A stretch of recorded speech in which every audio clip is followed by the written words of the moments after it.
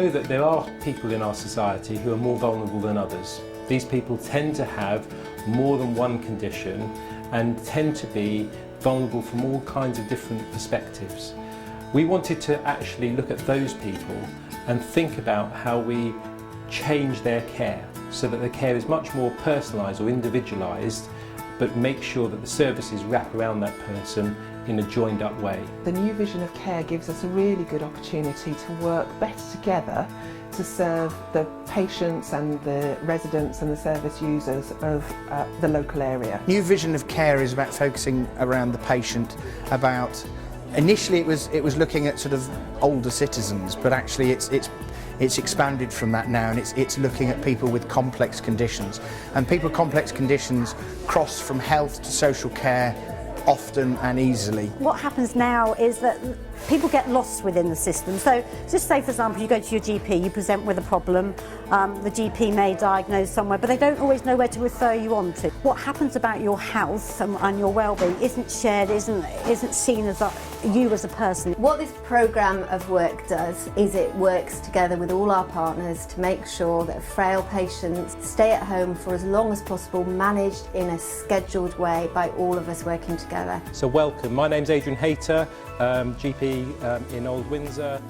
We came to this place really by thinking about it creatively. We had 3 workshops where we invited a group of people who were the design team. We needed to make sure all those people involved in delivering services locally were involved, as well as those people who end up using services. So that would include clinicians, other professionals in social care and in the voluntary sector, as well as patients and those working in voluntary organisations and community representatives. Working with charities, the voluntary sector, community groups, patient representative groups is really important for us because they bring a different perspective. It's a critical mass of visions that if you only took one group of people, you would never get that wide view.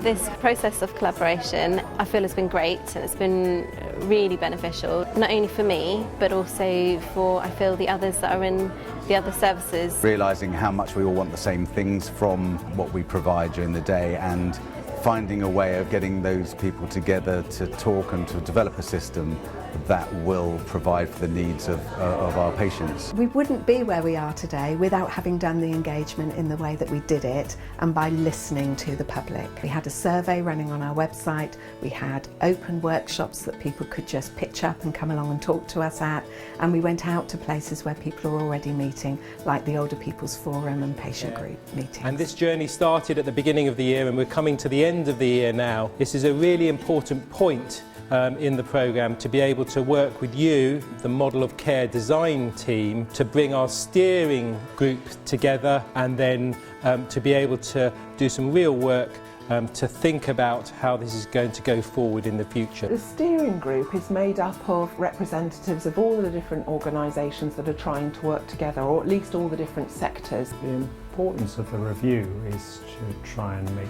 sure that the project that we started stays on track. What we're attempting to do is to really change the way people behave in delivering services, and changing the way people behave is always the most difficult thing. One of the biggest challenges is our staff are already really busy. They're extremely hard-working, dedicated people. They're going to have to deliver their services in a really different way, in a way that's really joined up with their neighbouring services, and that's not something we do very well at the moment. The other thing which is going to be a challenge is that there are no additional resources to enable us to do this. So the question is going to be, how can we use existing resources really differently to deliver services that people need? Culture change is a challenge, not only for ourselves and our partner agencies, but also for the community, for the people who have complex needs, who are used to not having a joined up service and having a very complex web of agencies that they have to weave their way through. I'm hoping the new vision of care will produce a joined up care service for older people in the area. I've been involved in other sort of similar things on a smaller scale, but we've never progressed. I really feel very optimistic with this one that we will progress and we will sort of make progress and sort of achieve this vision. From a professional point of view, you know, it's helped expand my knowledge and hopefully expand other people's knowledge as well. I'm really excited because as a GP I see patients on a daily basis, so I want to ensure that improvements actually happen and that the patients I see in a few years' time will be benefiting from these changes that are happening now. The ideal situation would be a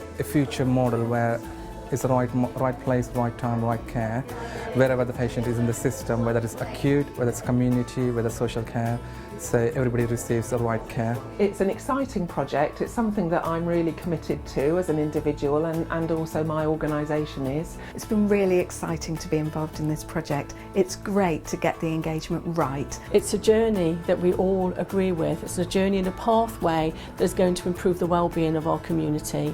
It's very much about putting people in control. It's very person-centred and it's very much about coordination. I think the new vision of care will scale up as much as we allow it to and as much as we drive it forward. Really, we can have all these visions and ideas and then we can go home feeling satisfied with ourselves, or we can go back to our offices and our workplaces and start to make things happen. If we do that, if we start to change this vision into a reality through a lot of hard work and some investment, it's amazing what we could possibly achieve.